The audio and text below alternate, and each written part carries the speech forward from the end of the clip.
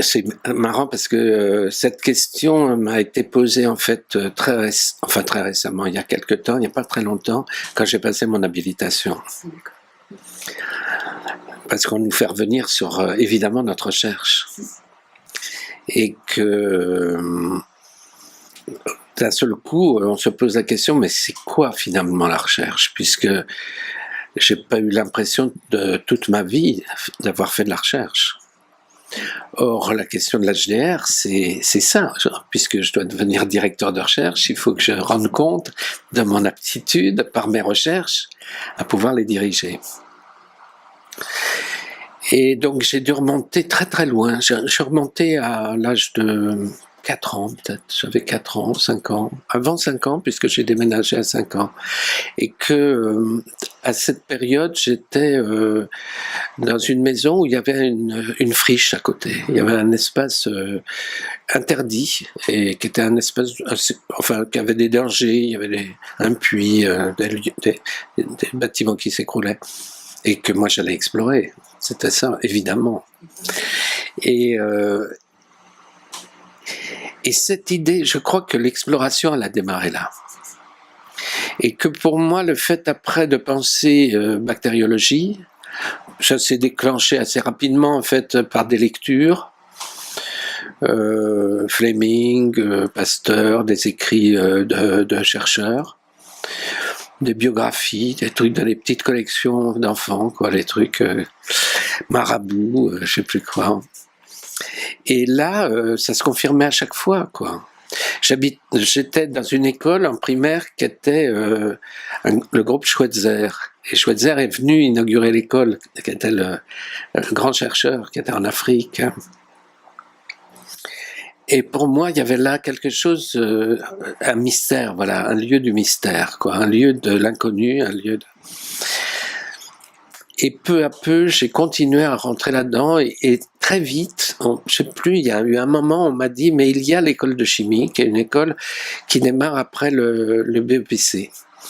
Et mon frère est né, qui avait 2 ans de plus que moi, 2 ans et demi, lui était voué à faire des études longues, il était brillant, il avait appris à lire très tôt par une tante qui était instite, il lisait, écrivait avant l'école et...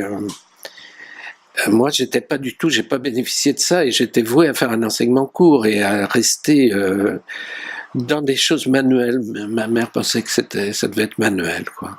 Que j'étais un manuel, je bricolais tout. Hein. Et en fait, pour elle, donc du coup, après le BEPC, c'était tout de suite, pas aller au bac, mais tout de suite faire une formation qui allait au bac, mais un bac technique qui permettait tout de suite de travailler. Donc on a découvert cette école existante. J'ai fait cette école.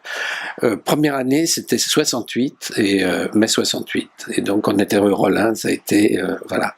J'ai vécu 68 dans les lieux parce qu'on était juste à côté. Ensuite, on est passé au Gobelin et là j'ai fait toutes les études de bactériaux. Il y avait physique, chimie, biologie et bactériologie. C'était biochimie et bactériologie. Ça se passait bien, mais on n'avait pas d'enseignement littéraire, par exemple. On n'avait pas d'enseignement de maths non plus. On était tout de suite dans la biologie, dans l'hématologie, dans toutes les choses qui font des laborantins, ce qu'on appelait jadis des laborantins, des assistants de laboratoire.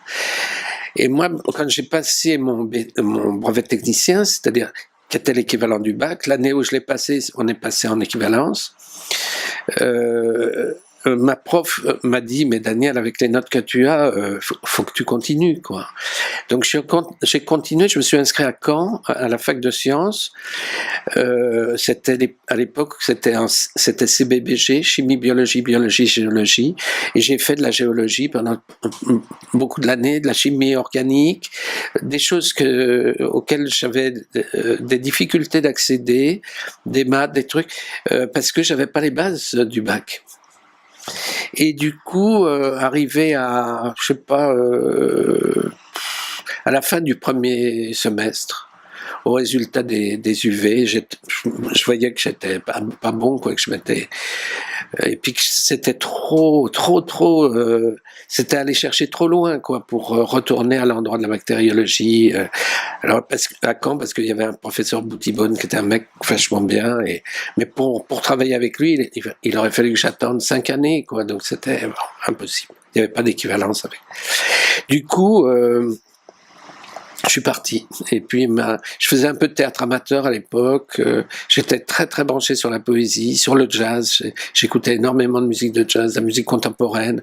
Je connaissais déjà beaucoup le cinéma parce que j'allais au ciné-club à l'âge de 12 ans. J'avais un copain, son père faisait le ciné-club. Donc, je connaissais les films vraiment géniaux, tous les trucs. Je voyais Benoît, je voyais plein de choses. J'allais au musée d'art contemporain très tôt, très très tôt. J'avais 13 ans. Mon père était cheminot, donc je payais pas le train. On allait au musée de la ville de Paris tous les jeudis. À l'époque, c'était le jeudi qu'on avait plus cours. On faisait une salle chaque jeudi différente. Hein. Donc moi j'étais complètement dans l'art, mais à fond, quoi. J'écoutais les musiques les plus inaudibles, parce qu'un autre copain, son père était pilote, il ramenait des disques de New York. Enfin, il était radio dans un avion. Donc il faisait Paris-New York sans arrêt, il ramenait les disques qui sortaient, et les disques qui sortaient, c'était Ornette Coleman, c'était Albert Heller, c'était des trucs complètement fous, quoi, inaudibles. Et moi j'ai découvert ça, mais vraiment môme. J'avais 12 ans, 13 ans. Et du coup, il y avait une concurrence, une espèce de concurrence en moi qui se faisait entre le son déjà. C'est-à-dire le son, c'était la musique, puisque quand j'avais, juste après 68, en 69, je me suis acheté un petit UR et j'allais enregistrer tous les concerts. J'allais sans arrêt au concert. L'idée de pirater, ça n'existait pas à l'époque. Personne n'avait de magnéto, quoi. Les cassettes n'étaient même pas encore là, c'était des magnétos à bande. Hein. Donc, j'étais copain avec tous les musiciens parisiens et j'enregistrais, je leur faisais écouter ce qu'ils avaient fait, c'était de musique improvisée, pour eux c'était un outil de travail formidable, donc plus ça, et un jour ils m'ont demandé d'enregistrer, donc voilà comment j'ai commencé l'enregistrement. Mais par ailleurs, jusque-là, j'étais très séparé entre le théâtre, parce que je faisais un truc à la MJC, de poésie et chansons, il y avait aussi de la formation des moniteurs de ciné-club où j'allais, à Marly, il y avait un truc, j'habitais à Marly-le-Roi, il y avait un truc formidable où là j'ai découvert le cinéma, là aussi un cinéma complètement novateur, quoi, Carmelo Bene, ou bien des choses très larges, le cinéma canadien, le cinéma suisse, les choses qui étaient importantes à l'époque. Hein. Tanner, Souter, Gorita, tous ces gens apparaissaient, c'était un grand cinéma suisse qui arrivait. Donc je découvrais là beaucoup de chants qui tous m'excitaient, quoi. J'étais dans la passion. J'ai toujours été dans la passion, en fait.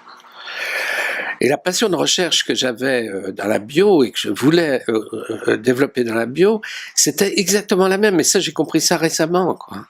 C'était explorer un territoire inconnu qu'on ne pouvait pas épuiser. Hein, c'était comme la propriété qu'il y avait à côté de chez moi, je ne pouvais pas l'épuiser. Et cette ouverture à l'inconnu, au rêve, hein, je l'avais aussi dans la poésie, dans tout ce que je faisais au théâtre. C'était, j'étais par exemple adorateur de Michaud, et je me rends compte maintenant que Michaud, c'est des mondes.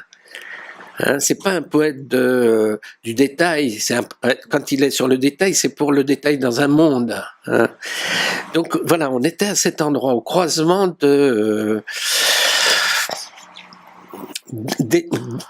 des champs des imaginaires. Et pour moi, l'enregistrement était de cet ordre, c'est-à-dire qu'il y avait à l'endroit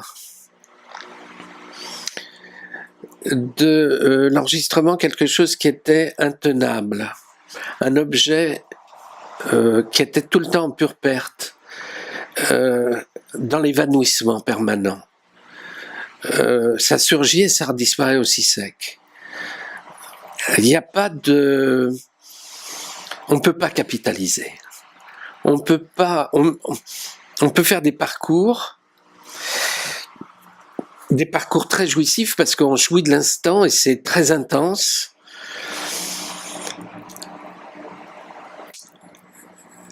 La musique de la free music m'a fait découvrir justement le fait que on peut être ailleurs de l'endroit normé, de l'endroit des propriétés. Moi, je supportais pas les propriétaires. Les musiciens sont des propriétaires.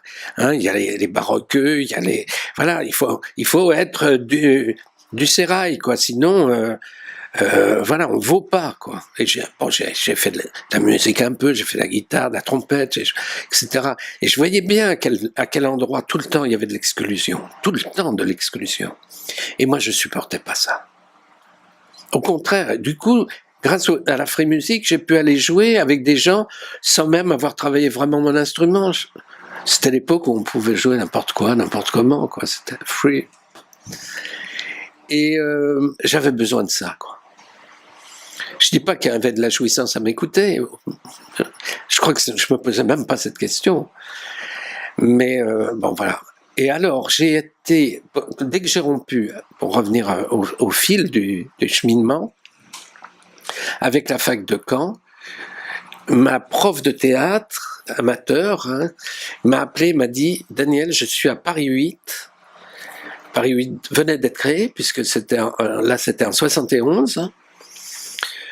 Elle avait été créée en 69. Je suis à Paris 8, au département de théâtre, il se passe quelque chose, viens. Et ça pouvait pas mieux tomber. Et à ce moment-là, curieusement, je ne sais pas par quel hasard, je lisais Le Théâtre et son double. Et je me vois encore à Paris, dans une chambre qu'on m'avait prêtée, un tout petit studio d'une étudiante qui était absente, qui était en vacances, ou je sais pas quoi. J'ai passé une journée, une nuit entière, la journée entière et une partie de la nuit suivante, sans dormir à lire Le Théâtre et son double. Pour moi, il y avait là un truc qui m'a fait complètement décoller. C'était l'époque où on prenait des drogues hallucinogènes, je prenais de l'acide, on prenait des trucs. Mais là, je décollais encore plus qu'avec les drogues, quoi. Il y avait un truc pour moi sur le théâtre de la peste, sur tout ça. Et là, même à ce moment-là, cette découverte du théâtre de la peste, cette découverte m'a emmené sur les pandémies, c'est-à-dire les maladies qui attaquaient des populations entières et qui les embarquaient. Alors à l'époque, c'était l'ergot du seigle, qui est le principe actif du LSD, et qui donne des hallucinations à des populations entières. Il y avait eu ça en Russie dans les années 20, il y avait, bon, c'est une moisissure qui pousse sur le seigle. Quand on fait du pain, tout le monde est halluciné et les gens meurent même parce qu'il y a des matériaux avec qui sont très très nocifs. Et du coup, j'avais tenté l'IDEC à l'époque, qui était l'ancêtre de la FEMIS, de concours, en présentant une enquête que j'avais faite sur cette histoire qui s'était passée à Pont-Saint-Esprit en 1951, où toute la population avait été défoncée. Et où là, j'avais découvert que c'était pas du tout l'ergot de seigle, mais c'était une histoire, un truc entre un pharmacien, enfin les histoires de fesses, etc. Et qui avait été éteinte pour des raisons politiques, etc. Enfin, j'ai retrouvé ce matériau. Quand j'ai donné ça à l'IDEC, ils en revenaient pas. J'avais la meilleure note. Et puis après, il y a eu un écrit, et ça leur a pas plu parce que c'était un truc anti-stalinien que j'ai écrit parce que c'était la traversée des pays de l'Est, qui était après une bombe atomique et où la bureaucratie continuait d'exister et alors qu'il n'y avait plus rien, quoi. Et ça, ils n'ont pas aimé du tout. Et je me souviens que c'était des gens très liés au PC à l'époque et tout. Et des gens des Mao. Et donc j'ai raté l'IDEC comme ça. Et donc je suis resté à Paris 8. Et là, je suis rentré donc au département théâtre. Mais à l'époque, on pouvait, quand on était à l'endroit du département, dans ces départements, parce que finalement c'était les départements des arts, aller d'un département à l'autre, on avait des passages comme ça possibles.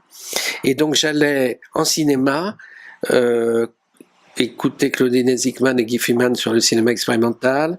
J'allais en philo, écouter Deleuze et Lyotard. J'allais en littérature, écouter Roger Dadoun qui faisait un cours très intéressant sur Artaud, sur Héliogabal. J'allais en musicologie, écouter Andréani qui faisait un cours sur l'harmonie, une anti-harmonie très intéressante.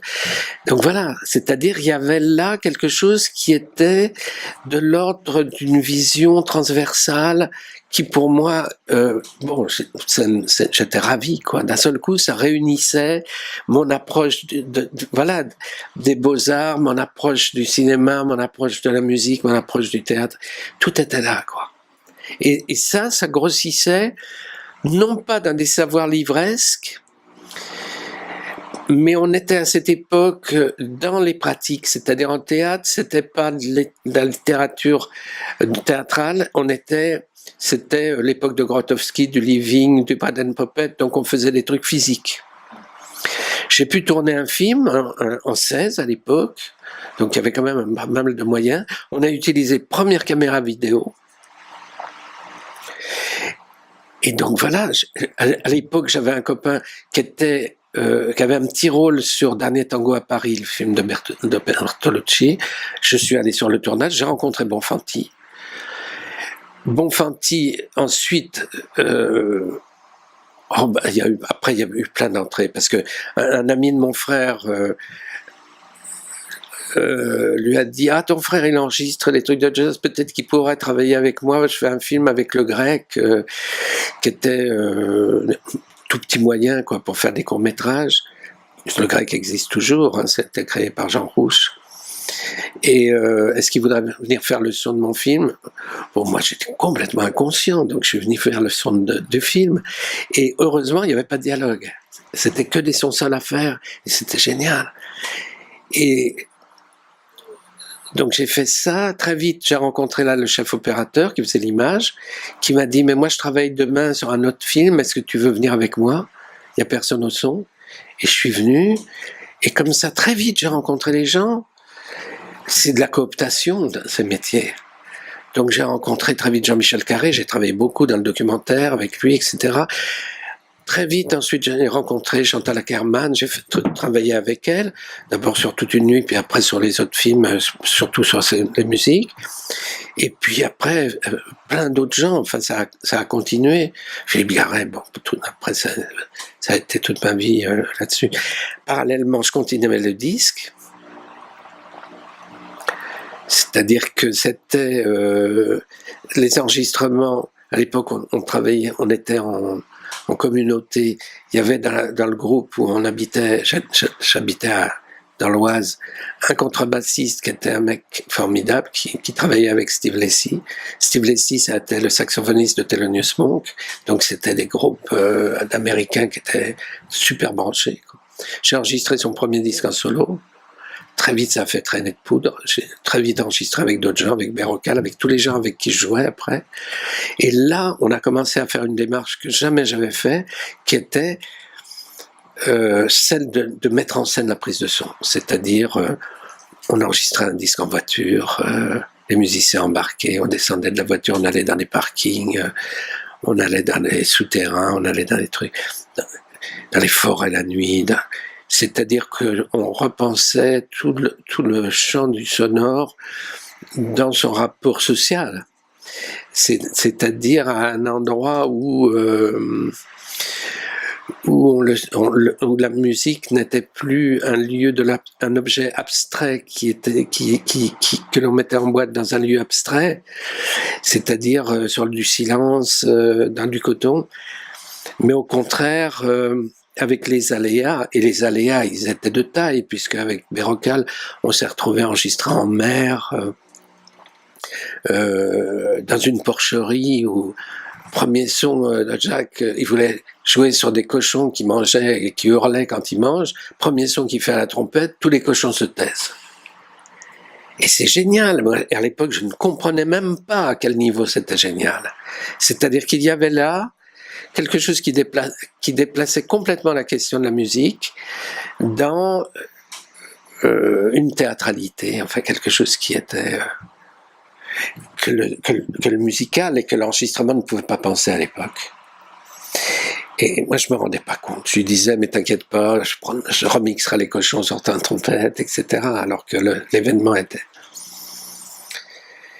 Donc voilà, et parallèlement, comme j'organisais les concerts, puisque mes amis comédiens, musiciens m'avaient dit, Daniel, on fait une programmation à la Péniche Théâtre, c'était un truc pareil, comme ça, en petite scène parisienne. Il faisait une programmation de jazz, il me dit, est-ce que tu peux me remplacer? Donc je l'ai remplacé.